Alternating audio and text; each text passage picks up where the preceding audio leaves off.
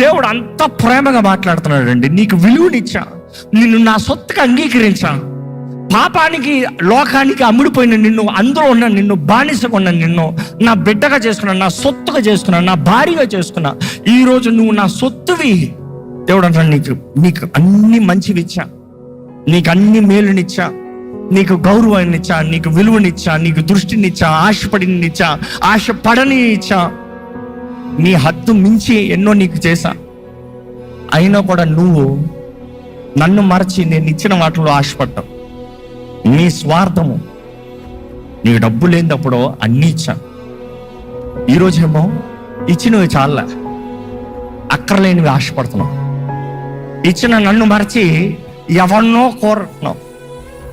నిన్ను ప్రేమించిన వాడిని, నీకు విలువనిచ్చిన వాడిని, నీకు జీవితాన్ని ఇచ్చిన వాడిని విడిచిపెట్టి పాపంలో ఆశపడుతూ పాపంలో బ్రతుకుతున్నావు. అపవాది నీ దగ్గరకు వస్తాం కాదు, నువ్వు అపవాదిని పిలుచుకుంటున్నావు. ఇట్లాంటి వ్యక్తిని దేవుడు అంటున్నాడు, నీకు బుద్ధి వచ్చేలా పాట చెప్తాను కానీ నేను విడిచిపెట్టాను, నీతో చేసిన నిబంధన. You don't have character but I have character అంటున్నాడు దేవుడు. You broke the covenant but I don't break because I made. అక్కడ అంటున్నాడు దేవుడు, నేను నిత్య నిబంధన చేస్తాను. ఈ రోజు చేసి ముగించాడు కాబట్టి ఈ రోజు ఇదే మాట, ఇదిగో యేసు రక్తం ద్వారా నిత్య నిబంధన. ఎవరి కొరకు బ్రతుకుతాం?